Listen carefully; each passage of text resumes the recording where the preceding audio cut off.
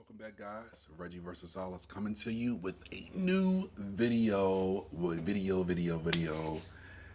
It's February. We're starting off the month right with a new video, and this is the one that I wanted to been talking to you guys about for a couple of weeks actually, since Phase 6 launched about maybe a month and a half ago.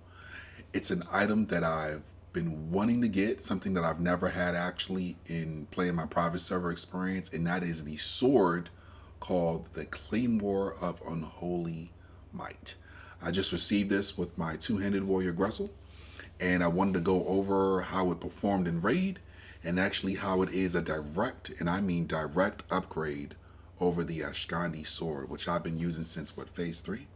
So super excited about that. It's a good PvP, of course, weapon, as it is a direct upgrade to the Ashkandi, but also horde side, it can be viable for PvE raid DPS. And I'm going to show you me using it in Naxxramas actually, and we'll go over some of the stats and the things that I like about it.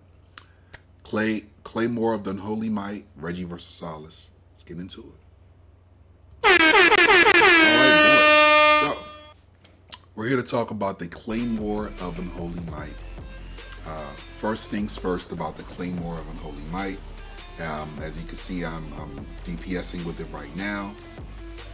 It is a 100% stat upgrade to the Ashkandi sword. As you can see here on the screen, it has 354 top end damage, which is amazing for a sword, especially in Phase 6. And as you can see on the tooltip, one of the juicy things about it is, one, it's 81.8 DPS per second, but also 98 raw attack power. So of course you can give this to your hunters for a stat stick. That's how we use it on private servers. But also to your Fury boys, to your Arms boys, your Brown boys. You can be able to use it with them also. And you can see here right on screen, taken exactly from raid, my first raid with it. Of course, enchanted with the Crusader enchant. You can see it doing some pretty big DPS and sticking with, at least on multiple target fights, your huge pumping rogues and your huge pumping brown boys as far as melee DPS. You can see it in action right here behind you, knocking it out with full world buffs. Right now, fourth on the damage meters. It drops down a little bit when it gets to single target DPS on boss fights. But if you're popping all your consumables, popping your rotation in, using your whirlwind, using your cleave on these slimes and golems and things like that, you'll still be able to stick with the DPS as it favors comparably to your one-handed warriors. It gets tricky, of course, when you're doing a fight like how we're going to Patchwork right here. It's going to be a little tricky using it, especially if you don't have the Wind Fury total. But if you have the Wind Fury totem down, you're going to do some comparable DPS. You just have to keep your cleaves and your whirlwinds up almost 100% of the time. So that's the Claymore of Unholy Might. Now I want to do a quick comparison real quick. You can see the stats for the Ashkandi right here, and you see the stats for the Claymore of Unholy Might. Of course, the Ashkandi has 33 stamina versus I think the 20 on the Claymore of Unholy Might, of course. But you see how it ranks in all other three stats, where it's going to be comparable and sometimes greater with the Claymore of Unholy Might. It's a slower attack speed, so you're going to get bigger crits on the back end, especially when you stack it with Whirlwind. It has far more attack power, so you're going to see that it's a definite upgrade as far as attack power goes. You're seeing that it's almost 100 top end. As far as attack power goes, it's almost 100 raw attack power. Plus, there's a higher top end on it also. Now, it is not as big, like aesthetically, it's not as big as the Ashkandi, of course. So you do have that working against it. But it does look like a TBC weapon, and one of the few classic weapons that has that TBC inspired flair. It'll look really nice on a paladin. Also, your two-handed warriors can use it not only for PvP, but also for cleave damage and whirlwind damage, as I'm using here, and also for multi-target fights, including boss fights. There are some boss fights as multi-targets. You can just slap it on and go from there. Works well with Crusader enchant on it. Now, in phase 6, of course, you're going to be wanting to go one-handed, of course, as that's going to sim higher. But this is, it's viable. Is it optimal? No. But there's a difference between optimal and viable.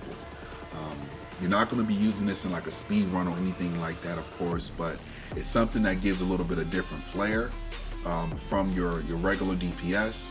I'm able to hold my own with this, and if there's multiple fights, if you're going back into Anchorage, for example, there's tons of trash there, tons of multiple fights, you're going to be a top 5 DPS pumper if you're using this sword here too. Same thing how I used to do it in Eshkandi. Around the guild, I was always top 5, top 7 DPS using the Eshkandi, and of course the stats are a little better on the Claymore of Unholy Might. It's a great intro to TBC weapon. It's 98 raw, hunters can use it, and of course your arms or Fury Warriors can also use it also. And if you're an Alliance guild, of course you're going to give this. It's a super good Ret Paladin weapon. Alright, so that is it right there. You're seeing the stats on your screen about the Claymore of Unholy Might. I'm doing some DPS with it down, as you guys can see here. When we get closer to the boss damage, of course, it's going to taper off a little bit because Patchwork is a kind of a tank and spank fight. But if you're doing these slimes like I'm doing here, I'm always climbing, popping the consumables, of course, and rocking this nice weapon, man. It's a really good weapon, underrated weapon in phase 6. If you get the Severance sword, if you're rocking, the Severance axe, I would definitely go with that. But this one is not bad at all, as I was super stoked to be able to get this one. And also, if you're on a role-playing realm like how this character is, you can be able to have your RP sword playing goodness by rocking out the Claymore of Unholy Might. That, like I said, if you're rocking the Eshkandi, and Eskandi's been proven to be usable in melee weaving as far as hunters, but also your brown boys can be able to use it also. And you just have to time your cooldowns correctly, have the right trinket rotation too, something that I'm trying to work on with Wrestle, and go from there. As you can see in my bags here, all the consumables all the time to be able to make the spec work, but you also have to have your chamois playing well with you to make sure Wind Fury Totem is up 100% of the time. In this run here, the Wind Fury Totem, as you guys can see, is not up because I had a scrub chamois. Finally, he put it up right there, but that should be up 100% of the time. That way you can maximize your swings, so you can be able to do the top DPS. As, of course, the sword is 3.60 slow attack speed, so it's going to be a slow, brooding, powerful weapon once it makes impact. And that's what you got to do. Time your executes, time your heroic strikes, but you can make it work. Especially, like I said, 100 raw attack power. You're not getting that from any other weapon. Not even Might of Minotaur has that raw attack power on it, even though that's a stronger top end, of course. But Claymore of Unholy Might, really good for your brown boys that's going sword spec. It's great for that. Also, like I said, a raw stat stick for your hunters. It does not have crit though, so hunters may shy away from it, as you can get a little bit better weapons with some crit on it also in phase 6. But that's the Claymore of Unholy Might. It's viable for Ret Paladins, viable for your Fury Warriors, and viable for your hunters also. So that's it. Let me know what you guys think of this beastie sword. Like I said, it's a TBT model, which I love. And this is Reggie vs. Solace giving you a new guide. It's Claymore of the Unholy Might, the direct upgrade to the Eshkandi. I'll talk to you guys in the next video. Let me know what you guys think in the comments below. Be amazing.